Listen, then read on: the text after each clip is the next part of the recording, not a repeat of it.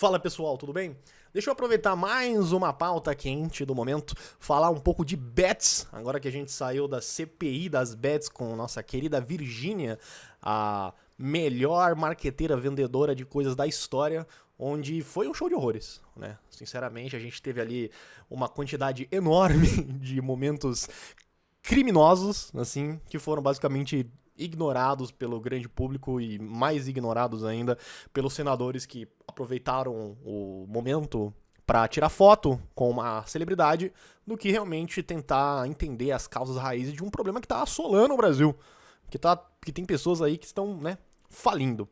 O que tá me levando mesmo assim a fazer esse vídeo é que ontem, era no dia 13 de maio, no Dessa Letra Show, houve algumas posições meio engraçadas ali do Cauê Moura, que assim, adoro ele é aqui da cidade, eu gosto muito do conteúdo dele, eu gosto muito dessa Letra Show, mas eu achei uma posição um tanto equivocada, e assim, eu gostaria só de trazer alguns pontos pra rebater as coisas que ele falou, e talvez trazer um pouco mais de profundidade, né? O que foi dito ali no programa, basicamente, foi que você cair nas bets, ou você se viciar, é uma questão puramente de responsabilidade pessoal, que vem sendo uma visão neoliberal e liberal de como enfrentar problemas de vício desde que vício é vício. É a mesma forma que a gente vem falando sobre as pessoas que são viciadas em drogas e viciadas em álcool desde sempre. Foi ela que escolheu isso pra ela, porque ela que escolheu a droga. Existem, né, vários outros contextos sociais e econômicos que levam pessoas a cair de cabeça no mundo das bets e dos cassinos online. É bom a gente fazer a diferença que, assim, no fim das contas, a regulamentação é igual para as duas, desde que você pague uma taxa de regulamentação, né, de você pague um valorzinho ali e ainda você tem um recolhimento ínfimo para a União, você pode fazer o seu trabalho à vontade. Inclusive, existem até emendas nessa lei, não sei se foram aceitas ou são só projetos, vou pesquisar, vai aparecer aqui na tela, caso seja o caso, que tá dando a possibilidade de cassinos serem abertas em lugares de reserva florestal. Olha que legal. Bacana, né? Então a gente logo vai começar a ver nossos cassinos em Foz do Iguaçu, cassinos ali nos parques ambientais, na Chapada Diamantina, vai ser muito massa. Estarei lá.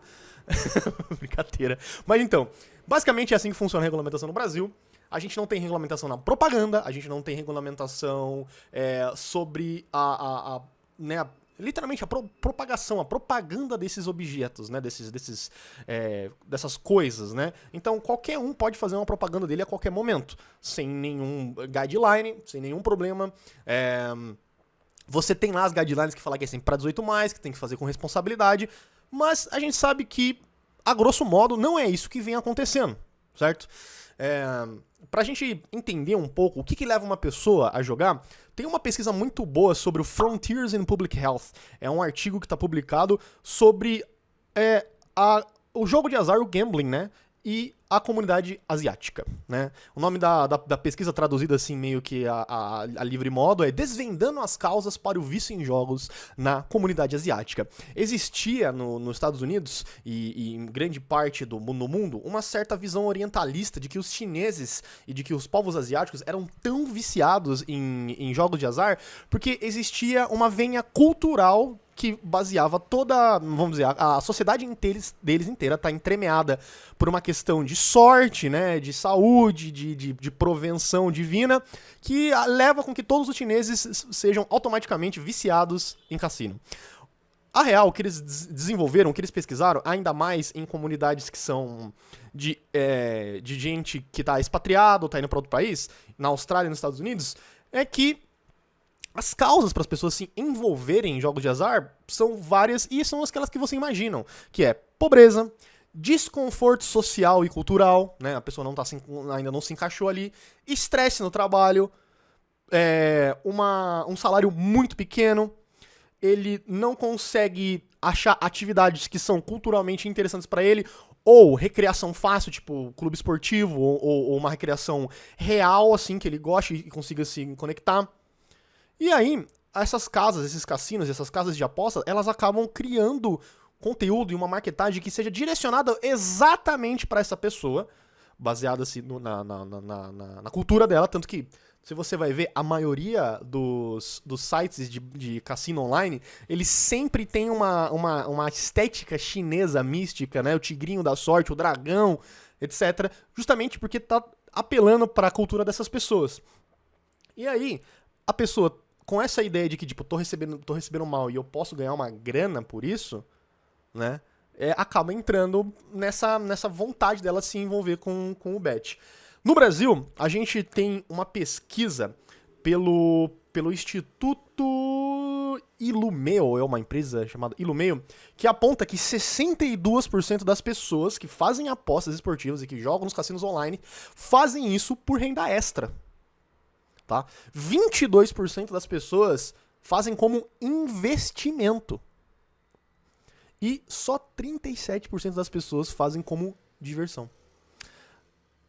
Aí se a gente começa a entender, né, por exemplo, eu não sei o número exato, mas eu acho que é em torno de 3 bilhões de reais direto do Bolsa Família foram colocados em bets e cassinos online.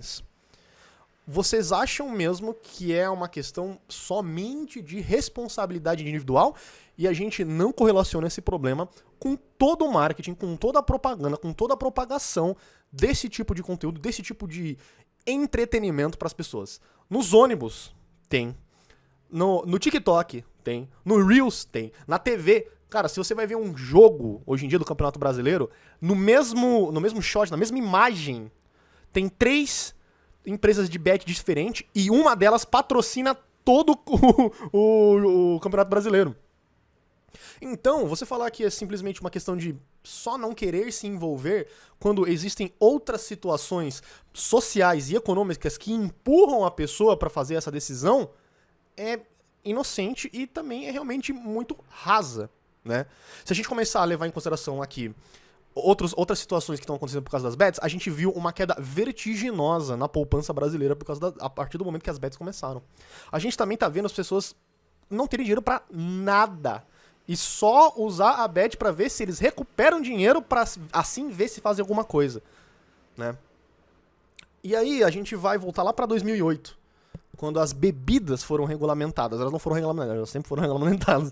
Mas assim, elas foram regulamentadas na parte de propaganda. As propagandas das bebidas alcoólicas foram completamente regulamentadas. Então, você não poderia correlacionar a bebida alcoólica com masculinidade, vitória, vencer. Você não podia mostrar a pessoa bebendo, você não podia mostrar a pessoa se sentindo mais à vontade porque ela bebeu. Você teve uma regulamentação seríssima dentro da propaganda do álcool, justamente porque a gente estava tentando conibir essas ideias serem passadas de forma subconsciente ou não para a cabeça das pessoas. E aí a gente vai falar assim, nossa, mas porra, tem que ser muito inocente para você acreditar que você tomar uma breja, as minas vai gostar de você. Claro que sim, realmente, tipo assim, e muita gente tem essa abstração mental, mas vai ter um momento que isso vai chegar até ela, sabe? Mesma coisa do cigarro, vocês lembram quando o cigarro era vendido como uma coisa cool, uma coisa chique, uma coisa sensual, exótica, erótica? Tem cada comercial foda de comercial por aí, desculpa, tem cada comercial foda de cigarro por aí, que às vezes eu tenho vontade de fumar, tá ligado? Eu acho muito chique, velho. Porra, só ver o camelo da Camel, pô, o bagulho mó da hora. E se eu não me engano, o camelo da Camel foi criado pra trazer jovens e adolescentes pro cigarro. E a mesma coisa vai acontecer com crianças também. Ou você acha que a gente tá num ponto que, tipo, criança não tem acesso a bet, sabe? É a mesma coisa que acreditar que, tipo, gente menor de 18 anos não tem acesso a coisas de sites de maiores de 18 anos. Gente, é a internet, não tem dois passos de verificação. Uma pessoa pode fazer aquela fraude amigável, né? Que é pegar documentos, etc., do pai, fazer uma conta com o nome do pai. Então, a gente precisa mover para uma regulamentação no mínimo e a proibição no máximo.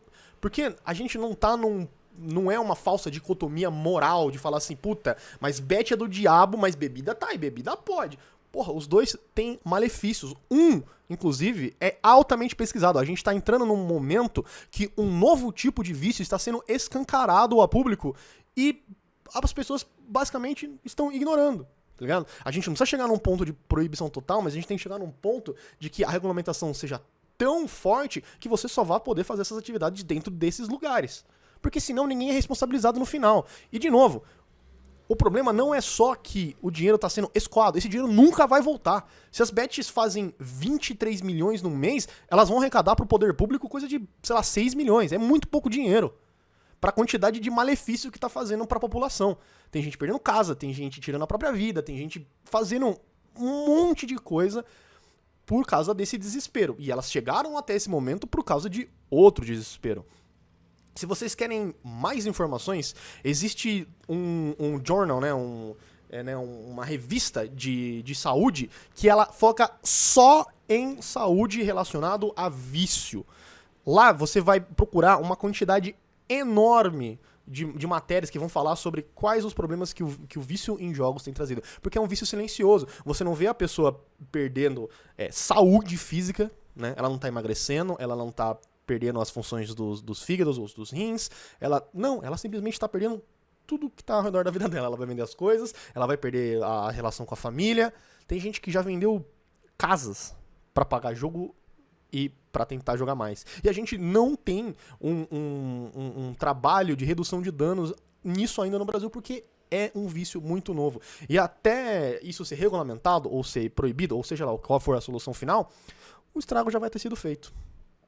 E, novamente, acreditar que é só uma questão de responsabilidade pessoal é você falar que o cara foi baleado 9 vezes nas costas pela polícia, depois de roubar um sabão em pó. Foi culpa dele, porque, no fim das contas, ele escolheu tomar essa decisão. Obviamente que a punição vai ser aplicada só naquela pessoa. Mas até ela chegar àquele ponto, aconteceram milhares de coisas que a gente precisava saber. A gente não pode ter essa visão positivista, entre milhões de aspas, de que, tipo, é uma questão de justiça karmática, que essa pessoa fez essa merda e agora ela que se foda, entendeu? Não é assim. A gente não trabalha dessa forma. A esquerda não deve trabalhar dessa forma, eu acredito, né? Mas é isso. Fiquem com esse pensamento. Fiquem de olho nas pessoas ao seu redor. Ajudem como você puder. Não empresta dinheiro pra pessoa fazer mais bet.